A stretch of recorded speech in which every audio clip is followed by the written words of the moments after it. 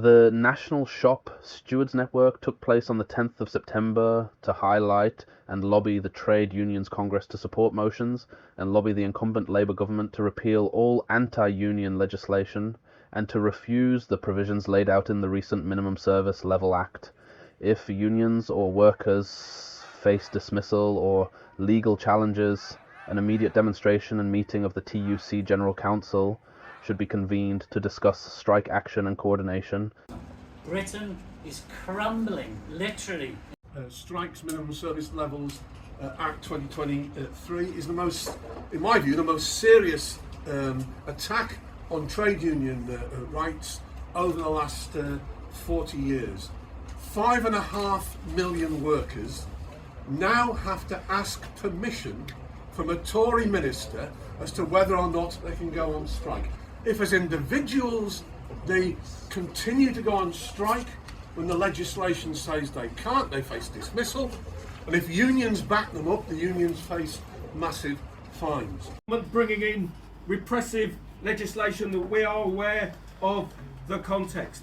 The sixth, maybe fifth, depends on where you stand, richest country in the world. More billionaires than ever. 177 in the UK, that's up from 29 in 2010. Let nobody who has got the wealth and the money tell any trade unionist that there isn't the money for decent pay and services for our members. The top 5 energy companies making excess profits of over 170 billion over the next 2 years. This Congress is the most important, I think, for a whole generation, because the anti-trade union laws they're now trying to push through is a last attempt by the Tories to try and keep the class quiet.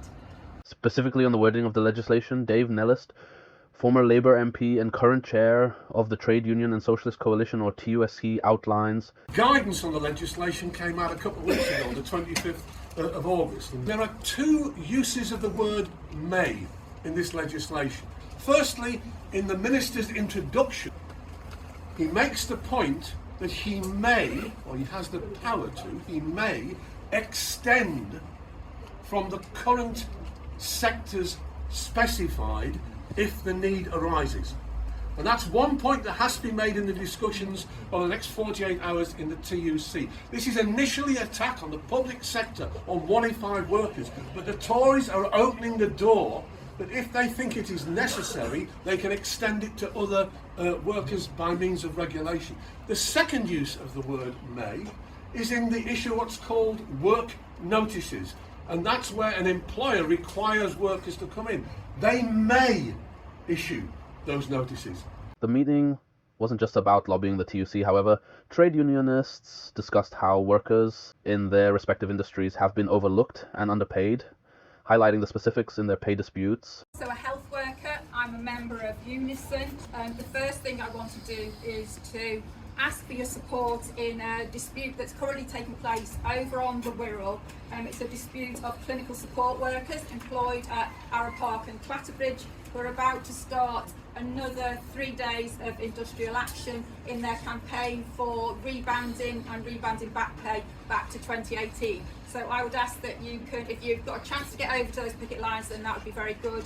I think they'll be asking for some support at at the conference over the next couple of days. One reason that they're important is because they show how our pay hasn't kept up with inflation. They also show how our workload has increased. But it's not just a matter of increasing workloads. The nature of the work that we're expected to do has also become more complex. So we've got more to do and it's more complicated and we're getting paid less. Encouraging more people to join the union, and they set the basis for the ongoing strikes over pay, which has been outlined by the comrades in Unite. Working class people go out on picket lines. I think this last 12 months has got to have seen the most first-time strikers we've seen, certainly in my lifetime, and how fantastic is that we're standing together and we're fighting back. And I know some of you thought that it might be over by now, and you've got to go back and you've got to do it again, and we're all tired, but keep at it, because we're all stood here with you. The 6 million working people stood back side by side, stood behind you, supporting you, watching you, and being ready for their moment to do exactly the same. I pay tribute to their self-sacrifice and their bravery, which was clearly displayed on every picket line I went. A common thread I've seen in these picket lines is that there is anger to a system that has screwed workers time after time and has left them with no alternative. If we don't have a political movement that stands up, if we don't have trade unions who take the political side of this movement seriously, then what we have is working class people looking for other outlets for their anger. And that's what happened in Standish last week, and I speak with my PCS hat on. I am in dispute with the government right now. My department has a dispute with the government. We should be out on strike, but we are not. Why are we not out on strike? My union's leadership, unfortunately, had decided that in the aftermath of my strike ballot, which came in on 10th of May, that they wouldn't call further strike action, that a certain amount of money which fell well below inflation was enough for our members, and they surrendered the field of battle. My message to everybody in this room is, after we go out there and we demonstrate against the minimum service levels legislation, after we go out and we push the General Council to get off their fat ass and do something, we go back into our unions and we do exactly the same thing. There can be no peace in this struggle. We fight till we win. Solidarity.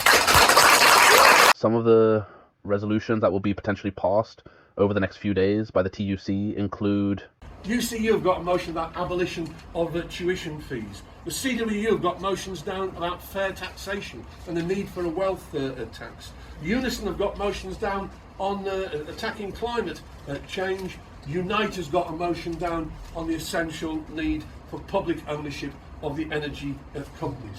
Because Labour has reined back on all of those issues. It's delayed investment into green industries. It's retaining tuition fees. It's retaining benefit restrictions, including the so-called two-child limit. Retaining the bulk of the anti-trade union laws. To quote Corporal Jones from Dad's Army, what the TUC must do this week is to demonstrate steel.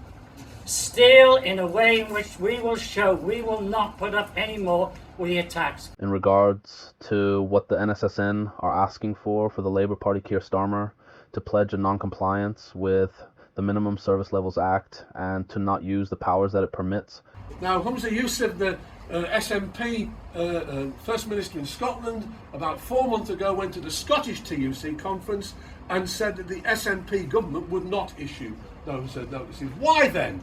Does the Welsh Synod, the London Mayor, the other Labour mayors around the country, local Labour authorities, regional chairs of authorities that have fire and rescue responsibilities which are Labour controlled, why don't they make the same pledge as the SNP have made and say that they will not use something which is a discretionary power under that legislation? Everybody is in the blame game.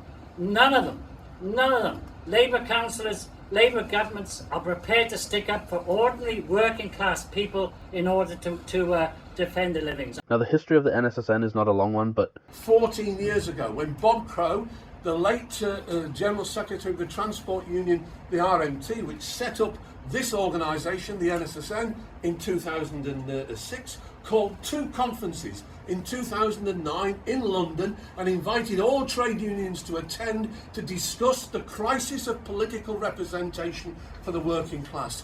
And I think we need a conference like that again today.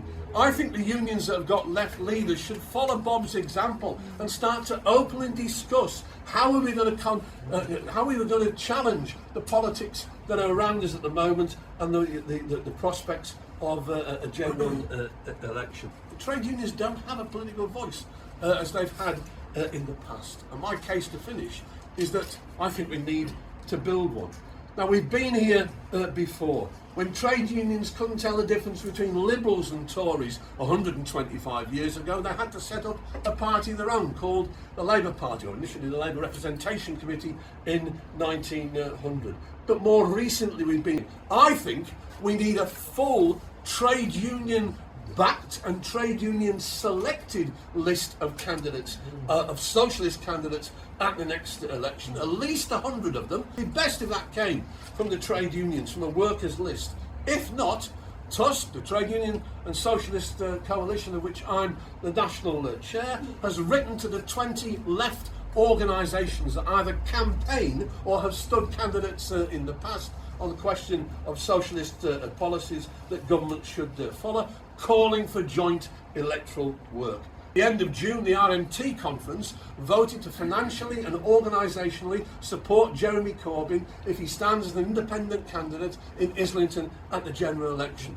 Jamie Driscoll up in the northeast of the country has raised £135,000 after Labour banned him from standing for the northeast mayoral election to stand as an independent candidate. It's time the workers' agenda had a party it could genuinely call its own. Comrades, in the final analysis, lawfulness in this country is down to the balance of class forces. Some of our ideas at the Socialist Party that might have been seen as too radical in the past are now almost common sense. Nationalising the top companies, including electric and gas, currently better known from price gouging, water, currently polluting, the railroad, currently over-expensive and dysfunctional, stopping the piecemeal privatisation of the NHS, raising the minimum wage, scrapping all anti-trade union laws, etc. There is a hunger for something different, for something beyond capitalism, a hunger for socialism in the picket lines.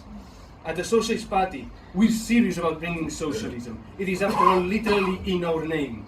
So I call on you, if you think that society should be run not for the few, but for all, and that we need change from the root up to give everyone in this country and the world a life and a world worth living, I invite you to join at the Socialist Party. There is much to do, much that needs doing, and much we can do together. Solidarity.